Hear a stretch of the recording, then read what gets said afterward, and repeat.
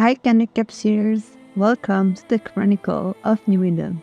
I'm Dan Marnico, CEO of Story in Advance, an alliance in Wormhole and Nosec. I'm also the co-host of the Canuck Capsules Chronicle. It's a weekly show about Eve's New, every Tuesday at 2015 Eastern Time Zone. This episode gonna be about the culture of the Minmatar. Why they have so many tattoos? Does those tattoos have any signification? And I've heard about a ceremony that ended by the reveal of a tattoo. How is that work? We're gonna learn everything about it inside this episode. Dive with me in the culture of the Minmatar with this tribal music and learn everything about them.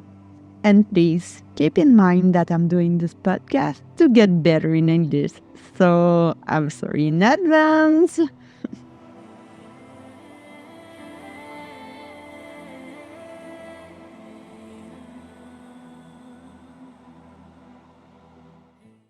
Tribes and clans. To the Minmatar mindset, the most important thing in life is to be able to take care of oneself. And although kin and family are important, most Minmatar prefer to identify themselves in terms of clan or tribe rather than along family line. The Virokier are a notable exception to this, having considerable identification with the family, while the Tucker are more oriented around their caravan. While the 7 great tribes and their different ways are the clearest indication of the unique culture of the Minmatar, the fine grain of their heritage is given its texture by the clan. A clan can have any number of families of a given tribe in it, and its size is dedicated largely by the traditional activities of its members' families.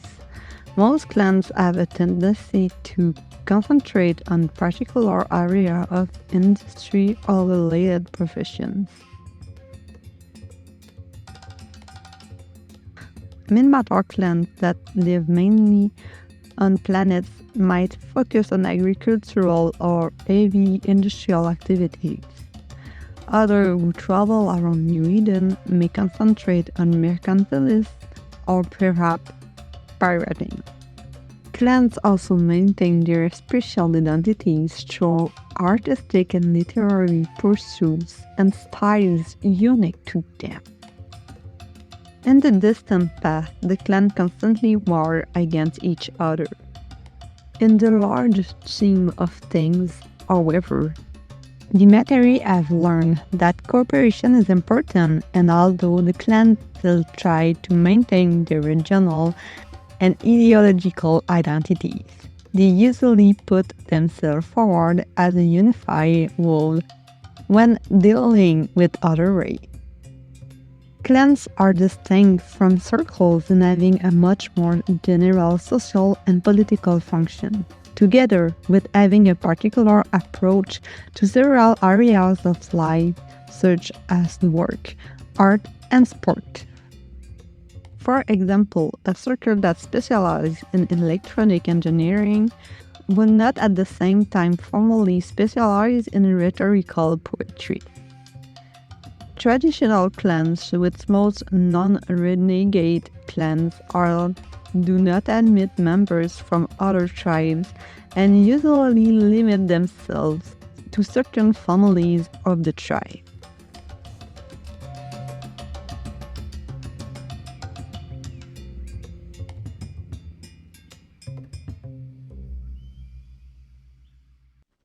Circles. Our circles can crudely be thought of an hybrid of an adoptive clan and a workers' guild. It is important to note that a member of a circle still remains a member of our family clan, but will usually join a circle to engage in a particular line of work or carry out some specific project. Each circle is a form of tribal syndicate brought together for various specific purposes.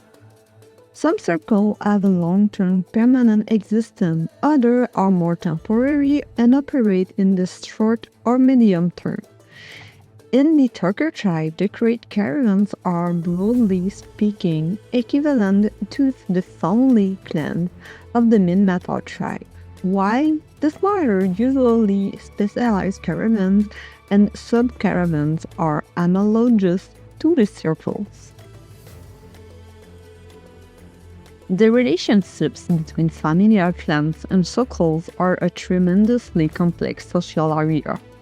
Practice differs from circle to circle, but when an individual joins a circle, there is usually some kind of buy-in. A common analogy is to a wedding dowry, whereby the new member brings a certain amount of resources to the circle's common treasury. This can affect the complex area of reputation, both the individual and their family clans, with regard to the circle. Many circles are quite naturally internal to a given tribe, but inevitably, particularly during the Amarr occupation and later in the Republic period, some cross-tribe circles came into being. Almost all circles cross family and clan lines. On the other hand, one of the original purposes of circles being to share knowledge within the tribe. Circles were occasionally a source of controversy in the early Minmatar Republic, with accusations that some circles were secret societies wielding enormous power, or perhaps more likely, like more the organized crime groups. The Minmatar military, while formally organized in a typical military hierarchy, is also known to be crisscrossed by various circles, only adding to the complexity of running armed forces, where clan and tribal ties play a significant role. Additionally, numerous Minmatar corporations were founded and continue to be run by the largest circles. The web of relationships and reputation surrounding these often quite powerful groupings is certainly beyond the understanding of any outsider, given how much of it is informal and mediated by convention.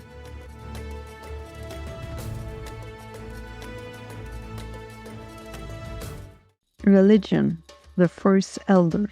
From the time of their first empire, the Minmatar traditionally follow a set of religious philosophies that varied by tribe, but share the same pantheon of 7 spirits. The spirits are known as the first elders and are considered individually to be tutelary spirits of each of the 7 tribes of Matar. In Minmatar philosophy, each spirit is seen as embodying a particular aspect of the human condition. Interpretations of these aspects vary from tribe to tribe, and it is perhaps no surprise that each tribe has pronounced tendency to regard its own tutelary first elder in the most positive light. Attitudes to the tutelary of other tribes vary, but are in the main reverent. Even the cruel give a grudging acknowledgement of the importance of the Minmatar first elder, though they are inclined to present that spirit in such terms as a tragic chief overcome with grief at the betrayal of his son. This may very well not be the traditional view of that spirit, but the cruel claim otherwise. What is notable about the traditional religious philosophy of the Minmatar is that the first elders are not simply traditional spirits worshipped or contemplate according to ancient practice. As the first elder are the mythological incarnations of the 7 Minmatar tribes, the traditional practice has been for each tribe to select a man or woman for every generation dating back to antiquity, and Amarr as that tribe's elder. These living elders were charged with the responsibility of absorbing the accumulated knowledge of the Minmatar tribes and using it to guide the nation toward the future. Although human, the elders were and are treated with a form of reverence so extreme that its parallel doesn't exist anywhere else in Minmatar society. Upon an elder's death, she is said to merge with the archetypal first elder spirit of her tribe. Her name will be recorded for posterity, but for philosophical purposes, she is always considered first and foremost a torchbearer for the deeply fundamental human trait the tribe's first elders is taken to embody. The members of each tribe are well versed from a young age in the teachings of their first elder, from which their philosophies and outlook on life will be derived. Since the Minmatar are highly individualistic people, the interpretation and application of elder teachings varies greatly. But it has been noted time and time again how remarkably pronounced these traits are for each respective tribe. It has often been said that the corresponding tribal division along spiritual lines is a major reason why the Minmatar nation has had such historical trouble uniting its people. Thus the Minmatar people were able to unite in a global civilization centuries before the Amarr invasion of their worlds. It is for many evidence that any notion that their spirituality necessarily divides them is false. If you ask the Minmatar, they are likely to tell you that the bond they feel for their tribe is no barrier to community within the larger nation. Instead, they lay the blame squarely at the feet of the Amarr.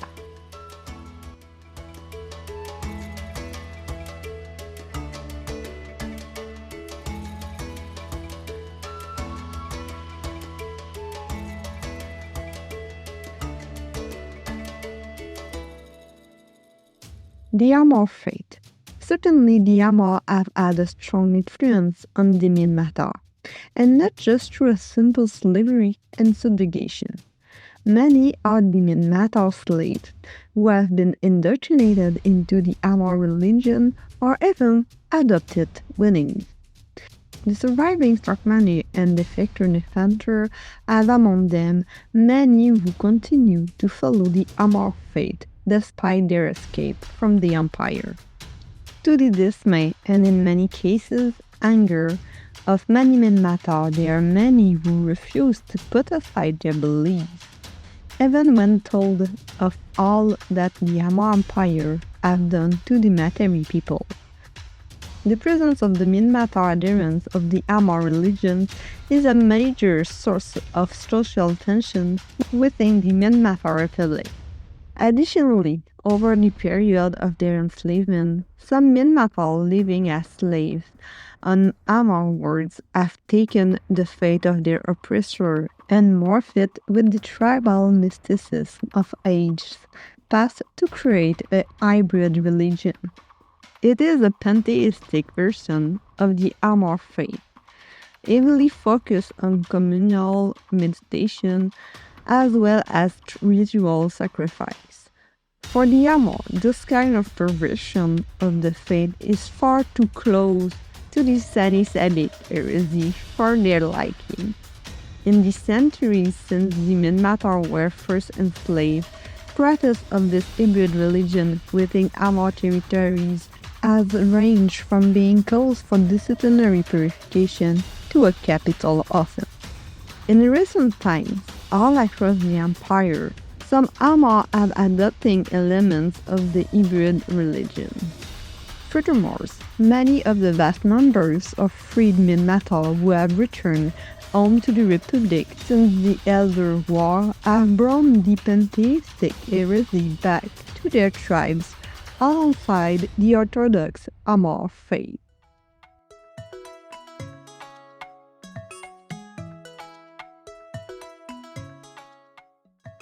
Minmatar tattoo sculpture.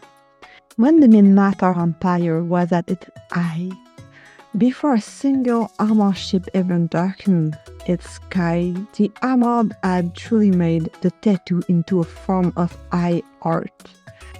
It was said the best artists could breathe life into the skin of an individual with their work. Today's works, although still beyond what other races can archive, are mere scribbling compared to the greatness of their predecessors. The Minmatar tattoo artists of today are forever seeking to regain the knowledge and skill that was lost to them when the Amarr issued an edict banning the practice. This ban was a savage blow to the Minmatar. For Minmatar's tattoos proclaim who he is, where he's come from, what he does, where he has been, and what he has experienced. They represent a Minmatar's identity, as well as his story. During the occupation, the Amarr all but eradicated the tattoo culture.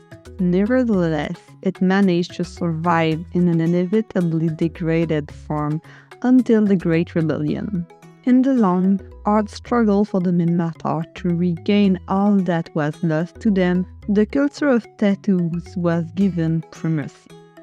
The Minmatar Republic of today is enjoying a renewed ascendancy of this ancient art form, with the tattoo once again representing an integral part of Minmatar culture and being. While the forms and styles of tattoo vary across tribes, the structure and culture behind the art are surprisingly uniform, making it a strong source of unity between the tribes. A notable exception to this is found in the Tuckers tribe, where tattoo sculpture is not observed with anything like the universal adopting it as among the Republic tribes. While many Tuckers wear tattoos and even take part in the voluval ceremony, it is not considered a detriment within Tucker society to go without tattoos or voluval mark. While this is considered to be one of the more unfortunate aspects of Tucker culture by the other tribes, it is accepted given the power of the Tucker. The tattoo culture is also only sporadically observed within the recently returned Turkmeni and Minmatar tribe, though there are great social pressures on members of those tribes to adopt it.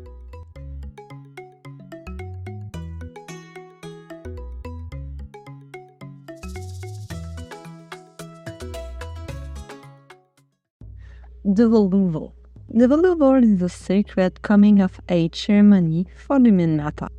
It is here that the individual transforms from a child into a fully recognized member of his tribe. At the end of the ceremony, the presiding shaman will finalize the ritual by invoking the voluval mark, where the soul and destiny of a person are said to be revealed through the emergence of a tattoo, the secret of which are closely guarded by the Viroqua mystic who kept it alive during the long centuries of subjugation. The voluval is considered the most sacred mark a Minmatar can carry, and in some rare cases can change his life irrevocably.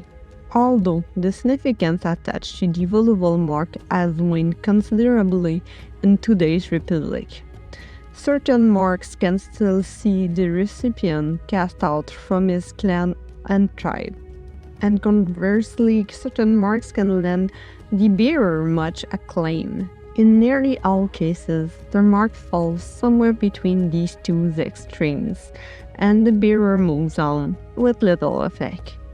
A Minmatar cannot bestow upon herself any tattoos, and no Minmatar tattoo is without social significance. Usually she may be able to influence styling and shape, but she cannot add a specific tattoo without having first earned the right. Inking a tattoo upon yourself without permission is considered a grave crime and offenders are subject to severe judicial punishment. Because of this arrangement, a Minmatar with heavily tattooed is more respected by her peers, which will allow her greater opportunities to advance. Her experience is there for all to see.